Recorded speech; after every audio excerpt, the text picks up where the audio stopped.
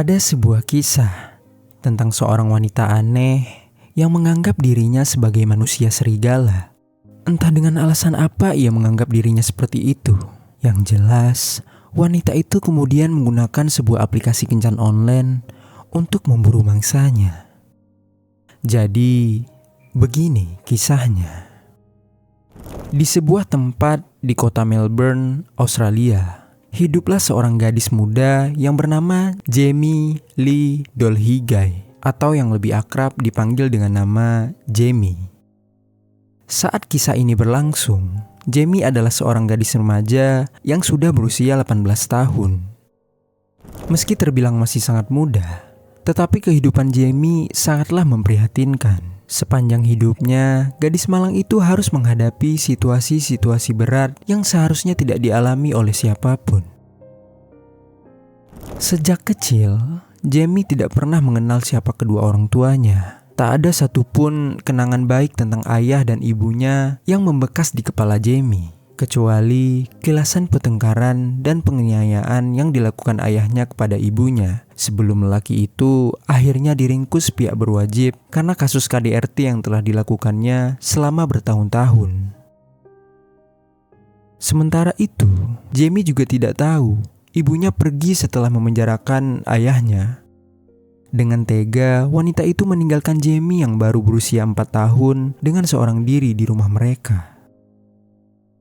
Setelah segala tragedi naas itu, Jamie yang sebatang kara pun akhirnya dibawa oleh pemerintah ke sebuah panti asuhan yang dikelola oleh negara. Namun, tumbuh besar dan tinggal di panti asuhan tidak juga membuat kehidupan Jamie menjadi lebih baik. Pada saat itu, bukannya mendapatkan kasih sayang dan perlindungan seperti yang seharusnya, di sana Jamie malah seringkali dirundung secara fisik dan mental, hingga ia juga pernah diruda paksa oleh penghuni panti lainnya.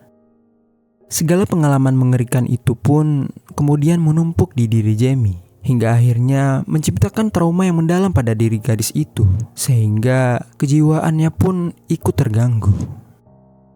Karena kondisinya yang mengkhawatirkan itu, Jamie yang hak asuhnya berada di tangan negara pun akhirnya dikembalikan ke rumahnya dengan perlindungan khusus di usianya yang baru saja menginjak 10 tahun.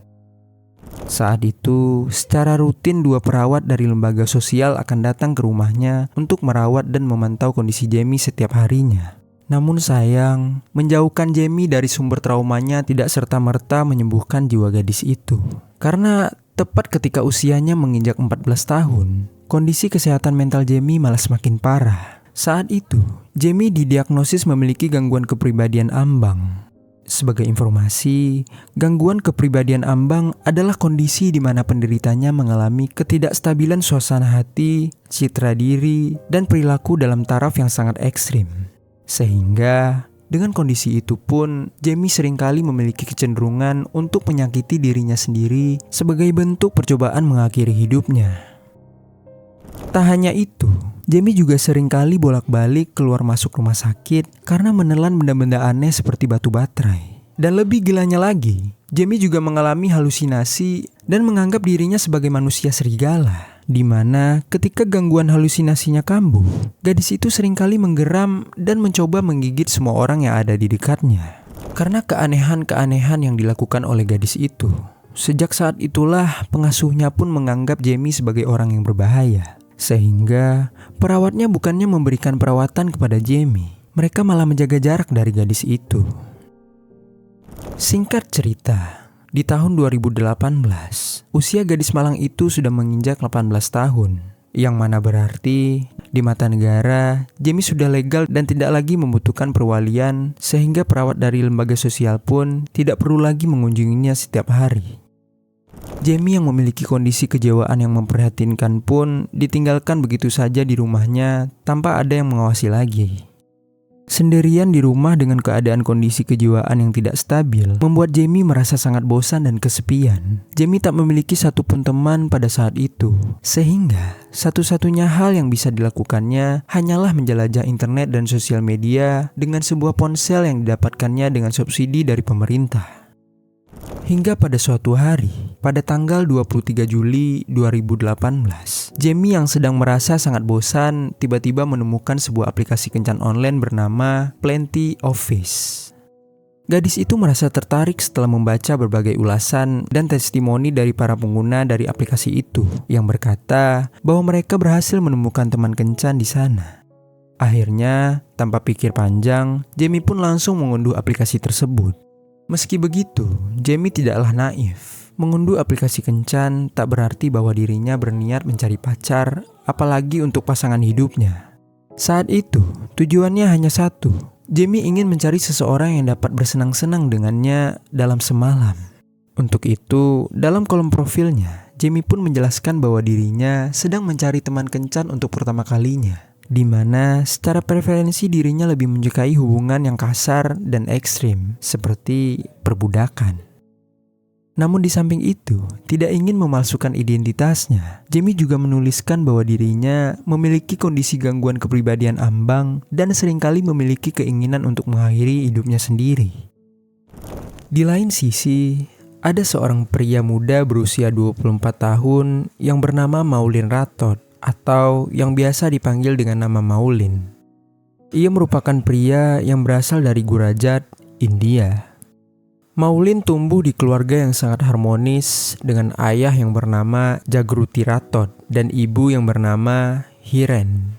Kedua orang tuanya sangatlah menyayangi Maulin dan rela melakukan apapun untuk mewujudkan mimpi sang anak. Bahkan ketika Maulin mengungkapkan keinginannya untuk melanjutkan pendidikannya ke Australia, mereka pun rela menjual sebuah bungalow atau penginapan satu lantai milik keluarga Ratot. Hal itu dilakukan demi membiayai pendidikan Maulin ke kampus yang dia inginkan. Dan dengan bantuan kedua orang tuanya itu, Maulin pun akhirnya bisa menempuh pendidikan magisternya di University Charles Sturt Asia Pacific International College, Melbourne, Australia dengan mengambil jurusan akuntansi.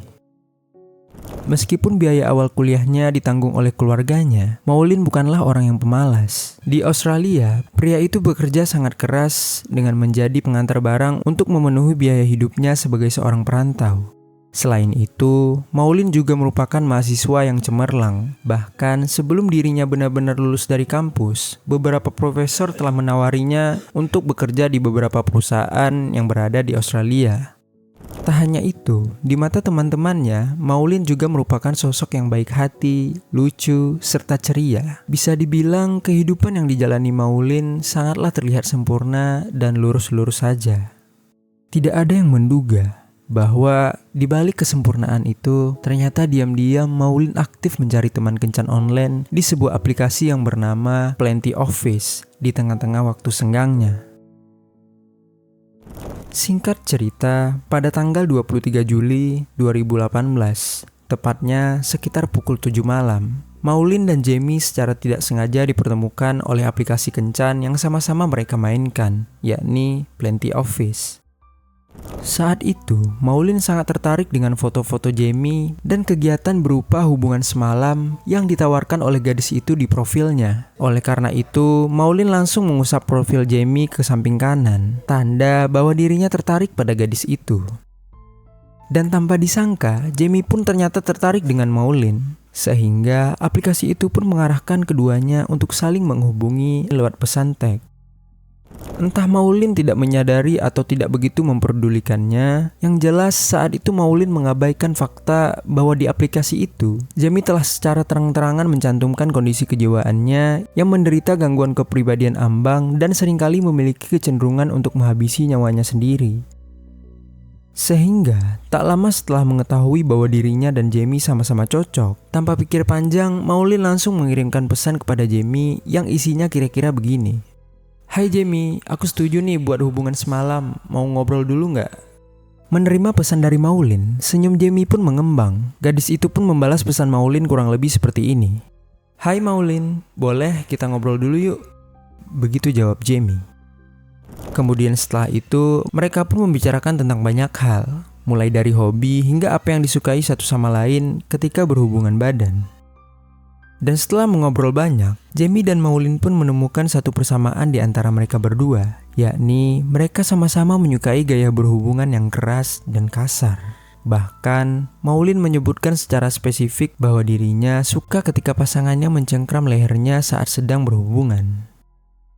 Mengetahui hal itu, Jamie pun tak ingin menunggu lama lagi. Gadis itu akhirnya mengajak Maulin untuk bertemu di rumahnya yang terletak di Rose Court, Sunbury. Dan untuk memancing Maulin, Jamie pun berjanji bahwa jika Maulin datang ke rumahnya, dirinya akan mengenakan kostum dan parfum yang sangat menarik dan pastinya akan disukai oleh Maulin.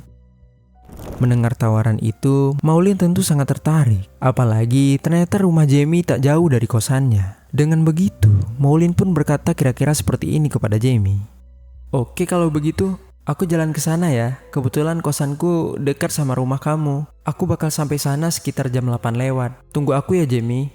Begitu ucap Maulin. Setelah berkata begitu kepada Jamie, Maulin pun bergegas menuju rumah Jamie dengan mengendarai sebuah mobil. Sementara itu, di sisi lain, Jamie yang sedang menunggu Maulin tiba-tiba merasakan dorongan yang sangat mengerikan. Perasaan berbunga-bunga yang semula dirasakan oleh wanita itu seketika berubah menjadi kilasan adegan brutal yang terasa menakutkan sekaligus menyenangkan di saat yang bersamaan. Kian lama, dorongan itu semakin kuat dirasakan Jamie.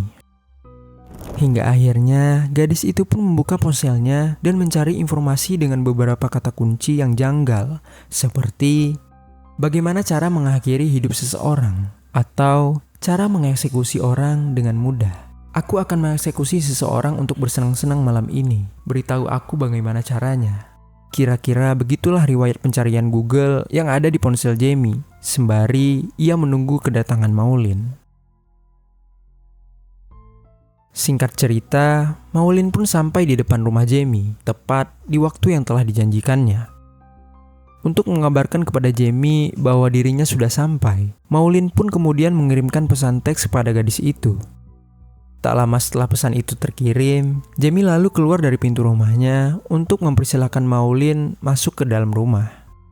Dan begitu dipersilahkan oleh gadis itu, Maulin pun kemudian langsung melenggang masuk ke dalam rumah Jamie tanpa rasa malu-malu. Saat Maulin masuk ke dalam rumahnya, Jamie pun menganalisis tubuh Maulin dengan dalam. Dan melihat perawakan pria itu yang kurus dan tinggi, Jamie pun tersenyum aneh. Entah apa yang ada di pikiran Jamie kala itu, tetapi dari mulutnya tiba-tiba saja keluar kalimat yang berkata seperti ini. "Aku gak bakal biarin kamu keluar dari rumah ini, Maulin." Mendengar itu, Maulin hanya tertawa. Pria itu menganggap ucapan Jamie hanyalah sebuah candaan dan godaan saja, sehingga dengan santai, Maulin pun hanya menjawab dengan kalimat, "Aku gak peduli sayang," ucap Maulin sambil tersenyum. Setelah itu, Jamie pun tanpa berbasa-basi lagi, langsung mengajak Maulin ke kamarnya untuk segera bermain di sana. Namun, sebelum memulai permainan, Maulin mengajak Jamie untuk berdiskusi terlebih dahulu mengenai peraturan dan alat bermain yang akan mereka gunakan selama berhubungan. Hal itu bertujuan supaya permainan yang mereka lakukan lebih aman dan berlangsung atas dasar persetujuan kedua belah pihak. Dari diskusi itu, disepakatilah bahwa nanti Jamie akan mencengkram leher Maulin dari belakang dengan menggunakan tangan kosong atau kabel dari sebuah vibrator. Dan apabila cengkraman Jamie terlalu kencang, Maulin nantinya akan menepuk pundak Jamie dan Jamie pun berjanji akan berhenti. Diskusi mereka itu pun berakhir kira-kira pada pukul 10.25. Dan tanpa berlama-lama lagi, Maulin dan Jamie pun memulai permainan mereka. Awalnya mereka saling bermesraan, lalu perlahan Jamie pun bergerak ke belakang tubuh Maulin dan mulai melilitkan kakinya ke tubuh kurus lelaki itu untuk menguncinya. Setelah itu, seperti yang telah mereka diskusikan bersama, Jamie pun mengambil kabel vibratornya dan melilitkannya erat-erat di leher Maulin. Mulanya, Maulin sangat menikmati hal tersebut, tetapi lama-kelamaan, lilitan kabel di lehernya semakin erat, hingga membuat Maulin tak dapat bernafas. Lelaki itu pun mencoba menepuk-nepuk pundak Jamie untuk menghentikan gadis itu. Tetapi justru Jamie tampak tidak peduli dengan tupukan Maulin di pundaknya yang semakin lama semakin cepat, yang memberi tanda bahwa lelaki itu mulai kepanikan. Wajah Maulin mulai membiru karena tekanan di lehernya yang semakin kuat, sementara napasnya pun semakin pendek karena tak dapat menghirup oksigen sama sekali. Tubuh Maulin menggelinjang berusaha lepas dari kuncian tubuh Jamie, tetapi tenaga lelaki yang mulai kehabisan napas itu tak sepadan dengan Jamie. Maulin pun mencapai puncaknya. Lelaki itu kejang karena kehabisan nafas. Sementara Jamie semakin mempererat lilitan kabel di leher Maulin sambil berbisik begini di telinga pria itu. "Tenang aja sayang, sebentar lagi semuanya akan baik-baik saja. Semuanya akan berakhir." Kemudian, tepat setelah bisikan itu usai, Maulin pun pingsan di pelukan Jamie. Jamie kemudian dengan santai menelpon pihak kepolisian dan mengatakan kepada mereka bahwa dirinya hampir saja mengeksekusi teman kencannya di tempat tidurnya.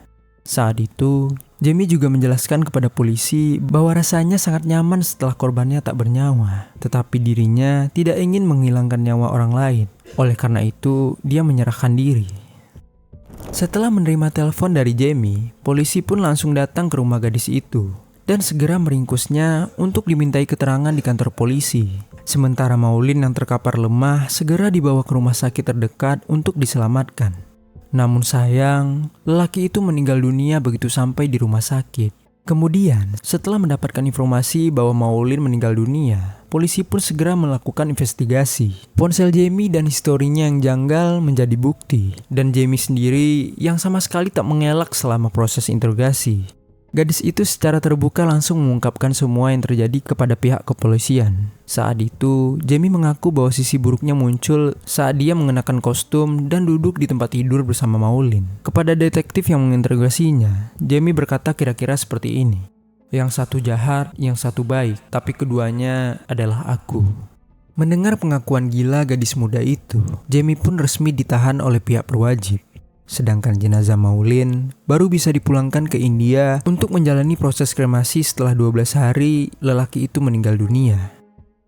Sementara itu, orang tua Maulin sangatlah merasa terpukul setelah mengetahui putra yang sangat mereka banggakan harus pergi selama-lamanya dengan cara yang sangat tragis. Orang tua Maulin berharap agar pelaku yang telah merenggut nyawa putranya dapat dihukum dengan hukuman yang seberat-beratnya, meskipun mereka tidak dapat menghadiri persidangan secara langsung karena tidak memiliki cukup uang untuk pergi ke Australia. Singkat cerita, setelah berbagai bukti dan pernyataan pelaku dikumpulkan, Jamie pun akhirnya diadili di Mahkamah Agung Victoria atas pengeksekusian terhadap Maulin. Selama persidangan, Jamie menceritakan semua masalah kesehatan mentalnya dan ia pun mengatakan bahwa dorongan untuk mengeksekusi Maulin yang ada di dalam dirinya saat itu persis seperti seorang yang kecanduan rokok. Menurutnya, saat itu dirinya sama sekali tidak dapat menahannya dan merasa benar-benar harus melakukannya.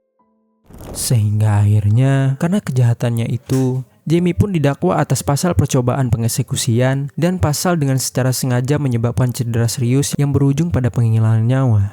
Namun, meskipun dakwaannya terbilang berat, di tahun 2020, Jamie hanya dijatuhi hukuman 9 tahun penjara dengan pembebasan bersyarat dalam waktu 3 tahun karena menurut pengadilan, meskipun tindakan Jamie telah terbukti bersalah secara hukum, tetapi tanggung jawabnya telah berkurang secara signifikan karena penyakit mental yang dialaminya. Sementara itu, perasaan kecewa dan marah tidak bisa lagi digambarkan oleh orang tua Maulin dengan kata-kata. Kehilangan Maulin saja sudah merupakan pukulan yang sangat dahsyat bagi mereka. Mereka tidak sanggup lagi jika harus dihadapkan pada kenyataan bahwa pelaku yang merenggut nyawa Maulin hanya mendapatkan hukuman seumur jagung.